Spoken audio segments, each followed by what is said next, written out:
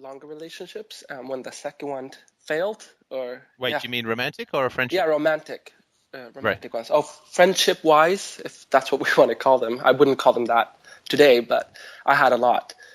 But right. when my second romantic relationship failed, I just took a sabbatical and I moved away for a year to another country. And that's when I realized, and I started listening to your shows actually, and I started just realizing that most of these friends didn't keep in touch if I didn't keep in touch. And when I moved back to my country, or to my home country, the few that were left, they couldn't really deal with me when I started, I wouldn't say challenging, but when I started speaking very openly to them, being very honest with how I saw our friendship, and maybe I was just open about how I felt about how they had treated me and such, and they couldn't deal with it.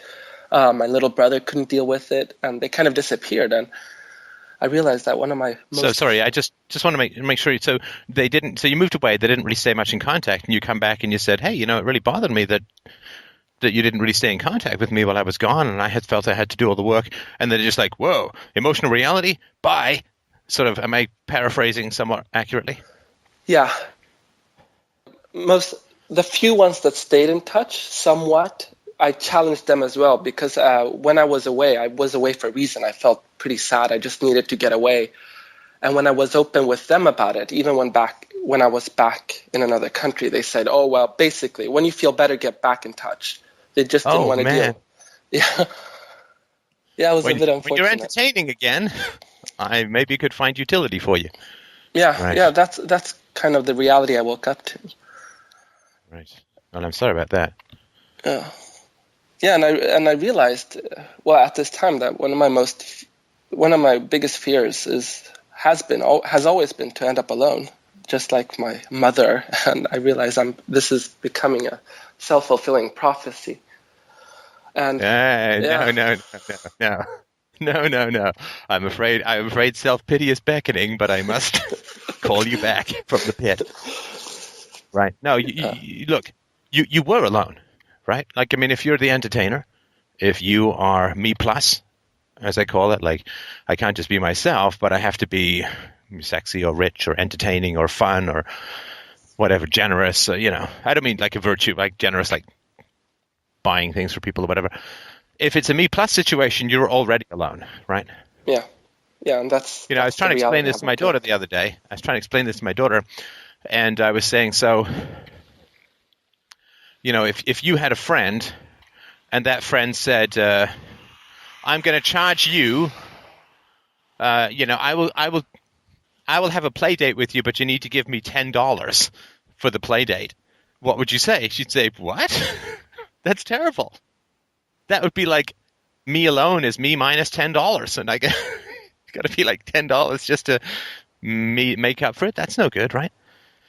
And so you're already alone if you're in a me plus situation. Yeah, yeah, So the idea of ending up alone, I think, is not accurate. I just sort of wanted to point that out. yeah. No, definitely, you're right, and that's the reality Heartbreak. I kind of woke up to, is that I realized I probably never had any close relationships. No, but tell me about your mom, because that's the curse you're most afraid of, right? How she ended up. Yeah, well, she's now ended up having. I had three siblings, other siblings, and we've all basically broken contact with her because she was very abusive, narcissistic, and she's now sitting in her apartment all alone and having no Right. contact with the world. Right. I'm very Well, I sad mean, as well. I think by definition, a narcissist is all alone no matter what, right? Whether they're around people or not, right? I mean, if I surround myself with stuffed toys, I can't claim to have a party. And I think that other people's emotional reality have about as much impact on a narcissist as the personal preferences of teddy bears. So your mother has not, right? Who we are later on in life is who we were earlier made real. So if we treat people like crap and then they don't want to spend any time with us, well, we were alone, which is why we were able to use people and treat people like crap. We were alone, And now that aloneness has manifested itself in reality, right? Whereas if we're kind and generous and people want to spend time with us and all that, then that's, we end up surrounded by people who love and care and all that kind of stuff. But your mother hasn't ended up alone. The selfishness and solitude of narcissism has simply become real. And one of the things I think that is essential about a number of human endeavors is do not deny to people the effects of their choices. Right? I mean, just stupid stuff like Obamacare. Well, if you don't take out health insurance and then you get sick, well, then you have a pretty rough go of it, right? Because you have a lot of bills to pay. If you don't take out fire insurance on your house and your house burns down, then you're out one house, right? And, of course, people are desperate to avoid the results of their bad decisions. And statism is set up primarily to have people avoid the effects of their bad decisions, right? It's a bad decision to go to war in Iraq. And now George Bush is off doing his paintings and showing everyone his paintings on his iPad and all this kind of crap, right? And it used to be a very bad decision to have a child out of wedlock. And you see this in Downton Abbey. It says Downton Abbey is, I just did a review of it. I mean, it's the most popular British show in a decade or two, 12 million viewers and all that. And partly, I think, why people are drawn to it is because this is a situation where social rules were actually enforced and people paid for the consequences of their bad decisions. And I feel if an insurance company can, you don't get to apply for fire insurance after your house burns down. And I remember when I was a kid, I used to sometimes listen to the radio late at night when I couldn't sleep. I had a little tiny, tinny beach radio. And there was some comedy. I don't remember really anything about the comedy. I think I was like 5 or 6 at the time. But the comedy was somebody's boat sank. I mean, this isn't obviously the whole comedy. But somebody's boat sank, and that person was upset. But they said, but at least we have insurance. And someone said, "Oh, I was actually just on my way to mail it."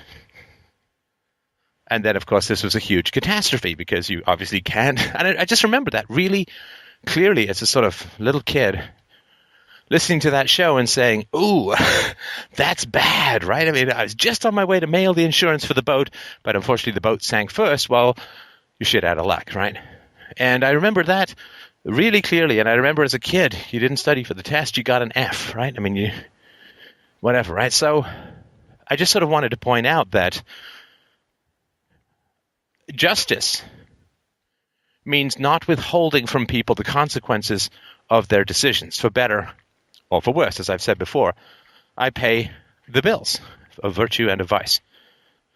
And people who are used to manipulating the political process are shocked when they experience a negative moral judgment. So, I mean, single moms are a big enough voting bloc now that everyone is, "Oh, you're a single mom, you're so heroic, this, that, and the other," right? You just did, the bad man just knocked you up and vanished and, like some Old Testament deity. I mean, it's, but then you come across like, well, that was pretty selfish and irresponsible of you now, wasn't it? And people are like shocked when there's a negative moral judgment. In other words, when you pay people the bills for their choices. And so with regards to your mom, and I'm sorry to go off on such a rant, so to speak, but with regards to your mom, she was always alone, but the aloneness has manifested itself, if that makes sense. Yeah, definitely. And I do hold her responsible. And the point is, I'm like the opposite to a narcissistic. I suppose I became one more codependent when I look back at the relationships I've had. So right. Yeah. Because you cater to other people's needs. I mean, that's all you can do with a narcissist. You either you appease them or you get attacked, right? Yes. It's like, okay, well, now I'm big. I don't have to appease you, and I don't really like getting attacked, so I guess we don't have anything to talk about, do we? Yeah, exactly. All right. Now, peeling back from codependence, But tell me how, because I mean, obviously we just sling these words around as rank amateurs, at least for me. But tell me what you mean by codependence. What are the characteristics of that? It's taking responsibility for the relationship, like 80-90% of it. And also I realized one common trait is that I've cared more about them than they've cared about me. Does that make any sense? I also, codependent, I felt that I wanted to help. I wanted to live my life or give purpose to my life through others. So having these relationships, I felt like, I felt they're taking care of them or helping them out was more important than helping myself. I don't know. And I'm going to therapy now, so I realized that, or I've come to the insight that I'm actually helping them instead of helping myself. What happened? Right. Then the moment you express needs, because I mean, the codependent attracts the narcissist and vice versa, right? You know, it's one of these horrible key in the hole situations. Click, go the tumblers, and down goes the life, right? Yes. So then, of course, when you start to express needs to somebody who's selfish, well, who wants to bother with you anymore, right? I mean, you don't buy a car to ask the car where it wants to go. The whole point of using things is they're not supposed to have needs. They're just supposed to do what you want, right? Yeah. And the moment you start expressing needs, you become inconvenient and you get dumped, and then they go in search of someone else who's been smashed up by a prior selfish person so that they can continue to exploit the rich mine of not mineness that is at the heart of these things, right? Yeah. Right. So this is a great fear, right? Because you have grown up to service the needs of others and to actively suppress your own needs and preferences. Is that fair to say? Yeah, definitely. I mean, that is changing now, but Sure. looking back, that's been a common thread. So, I would argue probably sounds like the wrong way to put it. I would say that the solitariness that you have to process is not to come, but in the past. Right? You cannot help but feel worse than lonely around selfish people. Because if you're alone, well, you can do your own thing, right? And when you're alone, you are not self-evacuated, if that makes any sense. Yeah. Right? So if you're alone, hey, you can scratch whatever itches, you can eat whatever you feel like, you can run your own schedule. But if you have selfish and domineering people in your life, you neither get the benefits of solitude, nor do you get the benefits of connection, right? Yeah. So you really are in a desperate state of non-existence. And I would probably argue that for you, it is the prior state of non-existence.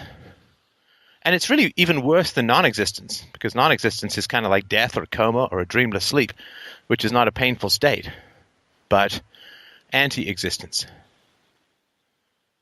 Right? To focus on other people's needs and to actively suppress your own is to experience the opposite of existence. It is, for me, at least based on my experiences of it, it is actually hell itself.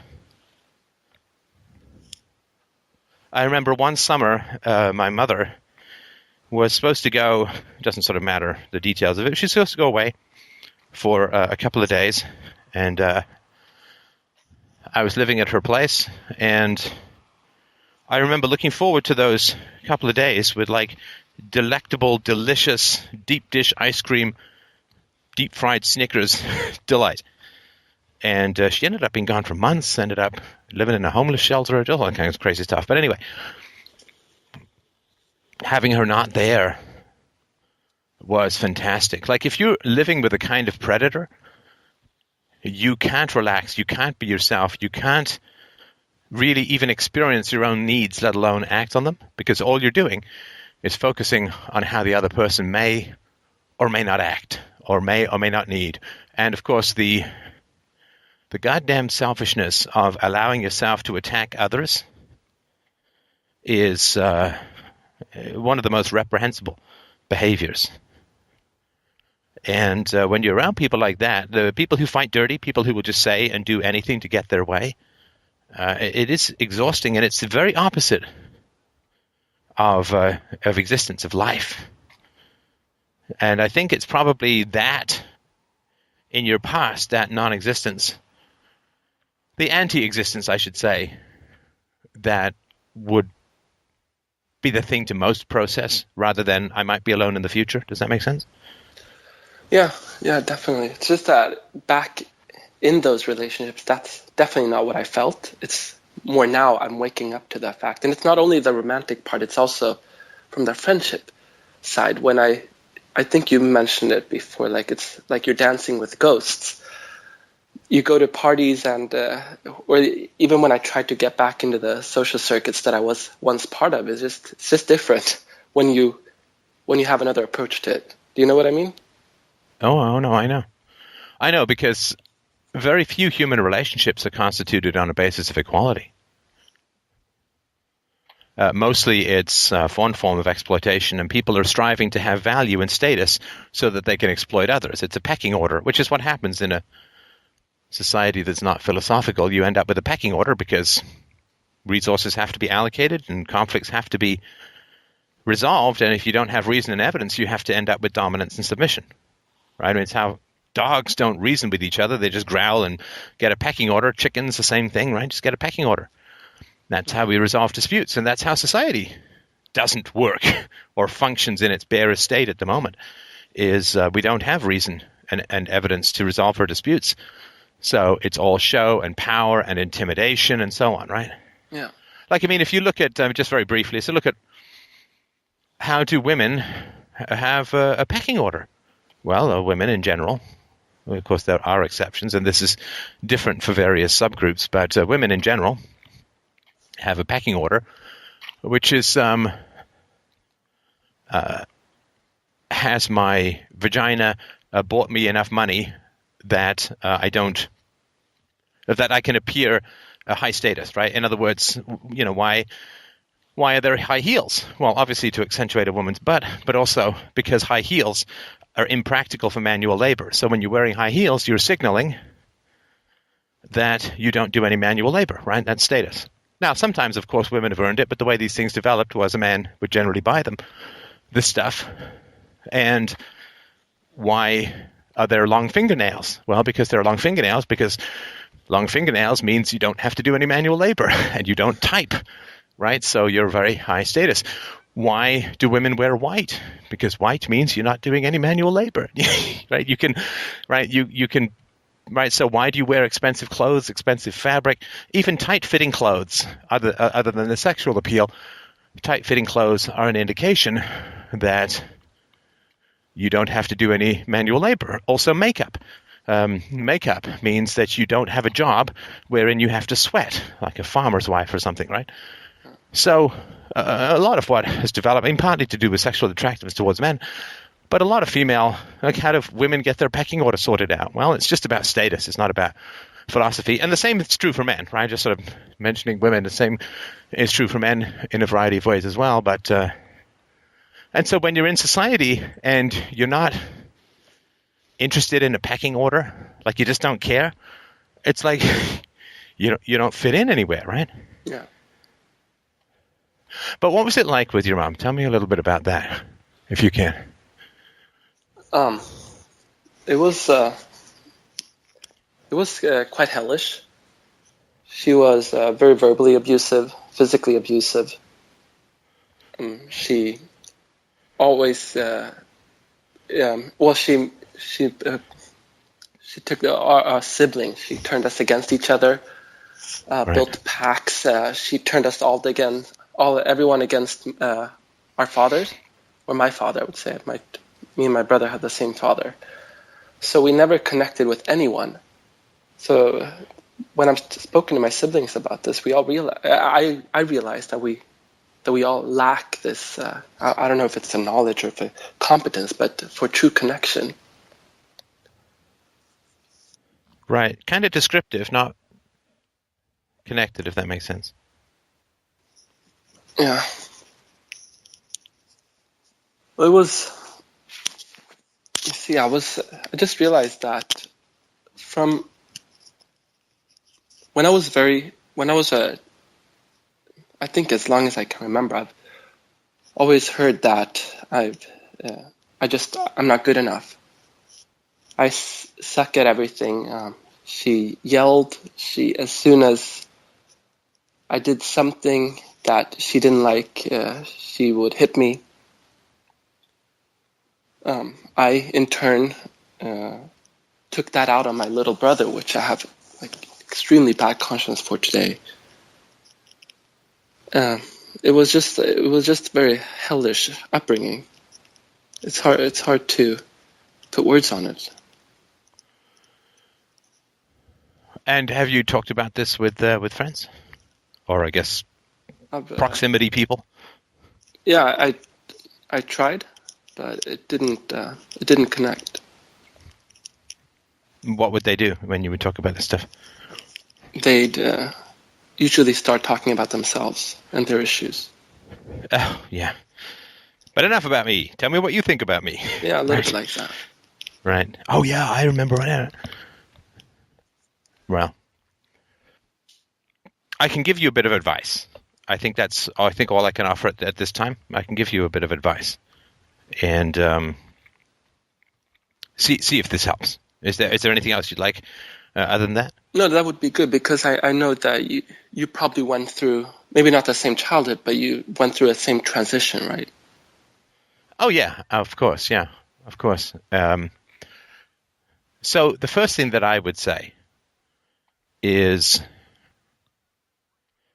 it's that old line, I think it's Oscar Wilde, be yourself because everyone else is taken.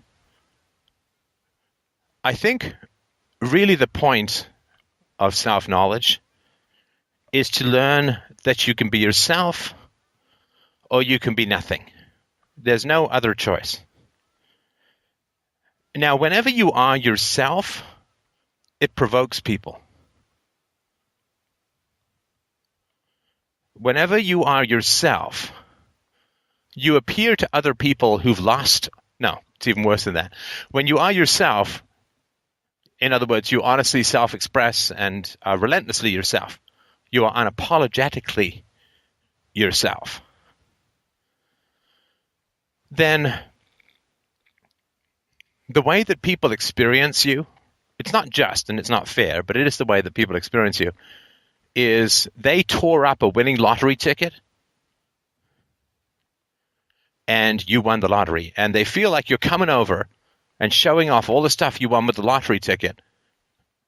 And they won't even tell you that they tore up a winning lottery ticket and threw it out. There's a resentment. I mean, if you go and peruse, I wouldn't suggest you do this, but if you want to, if you go and peruse the YouTube comments, I mean, what do people say?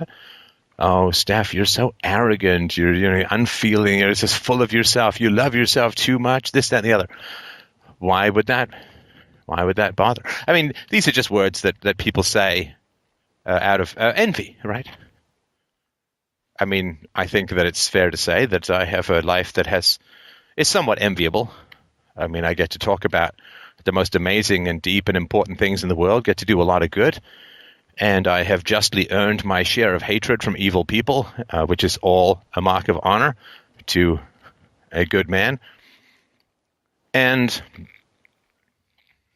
people resent authenticity. People also resent enthusiasm.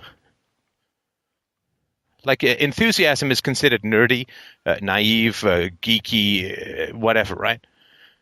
Because the lazy, squalid self-shitting of cynicism, it just seems like maturity. But all it is the scar tissue of cowardice. And like most cowards, most people will spend their lives enhancing cowardice and calling courage arrogance. And luring other people into the same sticky, syrupy trap of cowardice and self-abdication. I don't know if people think like there's some prize that is out there. Like if you deny yourself and you conform, that you get some prize. Well, I don't think there is a prize for that stuff. And if there is a prize, it's my job and the job of other good people in the world to make sure that that prize is withdrawn from the world. So to be relentlessly who you are, to be unapologetically who you are, is essential. It's an old and true statement that most people are not afraid of death. They're afraid of life, of actually living, of having responsibility, of self-ownership, of the acceptance of the consequences of their own decisions. It's not life after death that we need to concern ourselves with. It's the question of, can we have life before death? That is actually what we need to concern ourselves with. Forget heaven. Can you come to life while you still have a heartbeat? I think for most people that answer is no. Express enthusiasm for anything, and people will generally take the French waiter approach as if they're peeing on you from a great height. Express passion about anything, and you provoke the scar tissue of those who have carved their own hearts out and fed it to their destroyers, finishing off with their own hand the verbal battle of their historical abusers. But let not the deadness of the world strip you of the blood in your veins. The zombie horde wants you to eat your own brains, right? And shit them out and join them. And that is a shameful thing to do. It's a tempting thing to do, I understand it. We are social animals. And the reorientation of the social mechanisms is the fundamental purpose of this show. People say, why should anyone be good? Well, we should be good because the more of us who are good, the more obvious evildoers will become. Right now, being an evildoer is very profitable. But in the future, being an evildoer will be very unprofitable. And raising the cost of evil, given that I understand economics, people respond to incentives, raising the cost of evil is one of the primary functions of this show. Beat your kids? Hey, they don't have to see you when they grow up. You support the war? Fuck you, that has consequences in your life. Support the state, support the war on drugs, support the incarceration of peaceful people self-medicating from bad childhoods. Fuck you, that has consequences. And people can spout off all kinds of allegiance to unholy bullshit these days. What negative consequences do they face? They only face negative consequences if they're moral. Well, yeah, okay, so the first people who act with integrity, well, they eat quite a number of shit sandwiches, or at least they have quite a number of them thrown at them. But as you move forward, the resolution changes the gravity of the social order. It changes the order. Up becomes down, black becomes white. And we've seen this before with slavery and other moral revolutions in the world. The first people who were against slavery were shit on. And now, if you're for slavery, you're shit on, right? And so to recognize that you are part of a larger story in the world and to cast aside your merely personal concerns is one of the most essential recipes for happiness that has ever been discovered. And I don't say devised, I say discovered. This is fairly well understood. In fact, I would say very well understood in the science of happiness. In the future, in the long run, your life is about adding to the glowing stars of the constellations of human virtue. To act as an example for others, to act as an example for the young, to act as an example for those who can come after you, to help stoke the courage of the uncertain by displaying the courage of certainty. That is your purpose. It's not to get along with empty people. And it's not to stuff your heart with hedonistic pleasures. Bad people will always try and tempt you with hedonism, because if you pursue hedonism, you will not fight bad people, because fighting bad people can sometimes be unpleasant. And so they will say, have a fun life, enjoy yourself. And then bad people also, and I'm not putting you in this category, of course, bad people will also resolutely oppose you elevating any principle above your own personal pleasures. There would be no Christianity if hedonism had ruled the day. Because those people, the early Christians, they were scorned. I mean, they were Jewish kids who followed a new Messiah. They were disowned from their families. They were thrown into prison. They were eaten by lions. They had a principle higher than themselves, which they were willing to sacrifice for. And this pisses off a lot of objectivists and a lot of libertarians, is the virtue of selfishness and my own pleasure and blah, blah, blah, blah, blah, blah, blah, blah, blah, blah, blah, blah, blah. But that's kind of hypocritical, because most of the glories of our culture have aggregated because people were willing to undergo incredible discomforts in order to secure the freedoms that we now enjoy. And it's funny how, Ayn Rand praised America madly. America was founded on a revolution which was decidedly uncomfortable and, in fact, death for many of its participants. They had a principle that was higher than themselves. Mormons go and teach in the third world as missionaries. And some of them do it, of course, for social ostracism and pressure and all. I get that. But for a lot of them, it is a higher calling. Muslims blow themselves up. Other terrorists blow themselves up. Higher calling. And if you can hook yourself into a higher calling,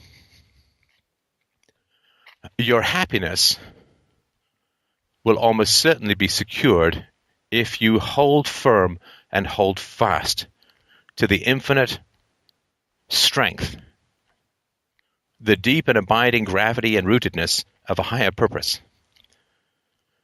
I have found my higher purpose is the non-aggression principle.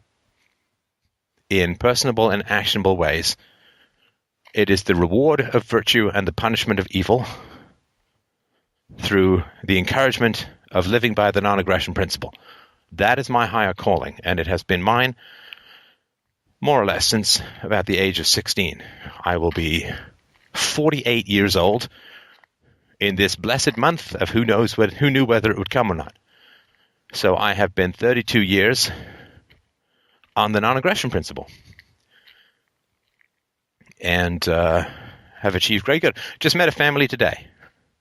Came up to me. I recognize that voice. They have a 9-month-old daughter. Never yelled at her, never hit her, and never will. They both came from challenging backgrounds, and it was beautiful. And my happiness and my contentment and my pride and my security, because if you hook yourself into a higher purpose and you act with courage and resolution in the pursuit of that higher purpose,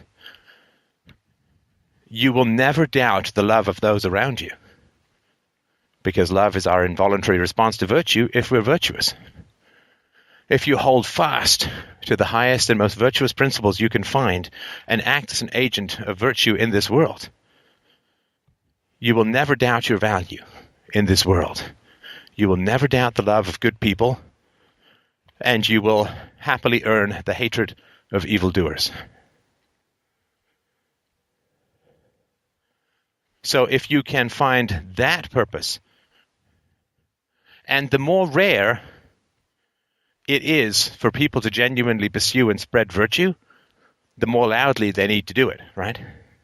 Because otherwise, people can't find you, right? Don't be quietly virtuous in your own mind. That does not help the world very much, and it certainly doesn't help people to find you. So be vociferous, be unbearable to bad people. Be annoying to cowards. Be encouraging to those choosing strength over conformity. And you will not have, you will have moments of fear, and you will have moments of insecurity in terms of what the future holds and all that, but you will never have moments of self-doubt.